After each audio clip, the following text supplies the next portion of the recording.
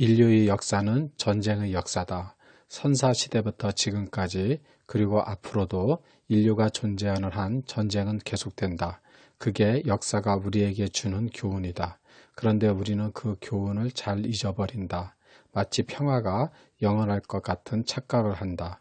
조선에서도 건국 후 200여 년의 평화시대를 지내는 동안 외의 침략에 대비하지 못했다.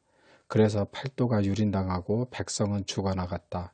그런 상황에서도 판도를 바꾼 영웅은 탄생한다.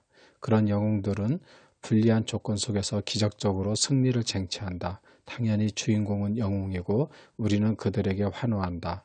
그리고 그들의 리더십을 배운다. 영웅들은 이야기를 통해 우리들의 우상이 되지만 그 이면에는 각 전쟁을 거치면서 개량되어 온 수많은 무기들의 공이 있다. 이런 무기들은 처음에는 아마도 나무막대나 돌부터 시작을 하였을 듯 싶다. 그리고 고대의 창과 칼, 갑옷과 투구서부터 현대의 탱크까지 종류도 다양하다. 앞으로 스타워즈에서 사용되었던 레이저의 무기와도 멀지 않았다. 전쟁사마다 당대 무기의 자세한 설명이 들어간 책을 읽었다. 이세환의 밀리터리 세계사는 시대별로 사용되었던 무기들이 자세한 설명을 한 그림과 더불어 책 내용의 중요한 부분을 차지한다. 텍스트를 읽으면서 무기의 그림을 보면 그 당시의 전쟁으로 더 빨려 들어간다. 사실 나는 이 책을 읽기 전에 저자를 이미 영상을 통해 알고 있었다. 나는 유튜브에서 전쟁에 관한 영상을 즐겨본다. 영상으로 재미를 추구하지만 팩트에 목말라 있던 나는 유튜브에서 들었던 저자의 해박한 무기에 관한 설명에 놀라지 않을 수 없었다. 처음 접한 게 독일의 전차에 관한 이야기였는데 그 어디에서도 들을 수 없는 깊은 지식을 가진 이야기를 영상으로 접하게 된 것이다. 이후 구독을 하고 즐겨 시청을 하다 이 책을 만났다. 직감적으로 그 영상의 저자가 썼다고 생각을 하였다. 책은 고구려가 수단과의 전쟁을 한 것이 포함된 세계사를 바꾼 11가지 고대의 전쟁을 다루고 있다. 전쟁의 발발 과정과 함께 사파가 들어간 무기들의 설명은 당연히 콘텐츠를 더 알차게 해주었다. 예를 들어 3대 해전사의 하나인 살라미스 해전의 무기를 다루면서 이런 사파가 책에 있었다. 그리스군 3단 노선 트라이닝, 가장 보편적인 갤리선은 이처럼 3단 노선이었다. 한열에 3개의 노가 배치되어 있었다라고 그림을 설명한다.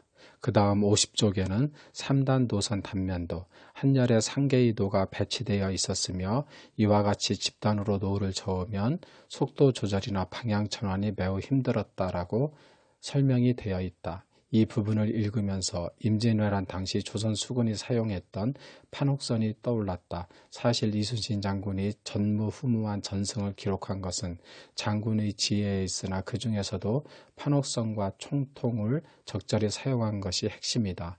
이런 것을 이 책은 무기에 관한 상세한 그림이 더해졌으니 이중으로 재미를 더하게 하였다. 내가 당시 전쟁의 근처에 있는 기분이었다. 나는 중학교 입학 전에 삼국지를 읽었다. 중원을 누비던 장수들, 쓰였던 무기들은 나의 상상력을 자극했다. 고등학교 때 책 읽기 모임에서 삼국지 이야기가 나왔다. 선배가 삼국지는 거짓이 많다고 말했다. 나는 갑자기 슬퍼졌다. 내가 믿었던 관우의 용맹함이 거짓이란 말인가? 하루에 3,000리를 달린다는 적토마가 가짜란 말인가? 나는 선배한테 아니라고 그것은 사실이라고 박박 우기고 있었다. 억지를 부린 것이다. 내가 믿는 우상들이 가짜라는 것을 도저히 받아들일 수 없었다. 옆에 있던 지도 선생님이 사실이 50%는 된다고 논쟁을 마무리해 주셨다. 한참 후 어른이 되어 알았다. 나의 허구에 대한 믿음을 아직은 지켜주고 싶어 하셨다는 것을. 관우가 휘둘렀던 청룡언을 또는 당시에는 없었다는 것이 함정이란 설명도 이 책에 있다. 지금은 이런 팩트에도 관우가 나의 우상에서 사라지지 않는다. 그냥 지식의 깊이를 더하며 삼국지가 더 재미있을 뿐이다. 여포가 적토마를 타고 휘둘렀던 방천 화국도 송나라 때 타임캐슬을 타고 삼국시대로 날아왔다고 한다.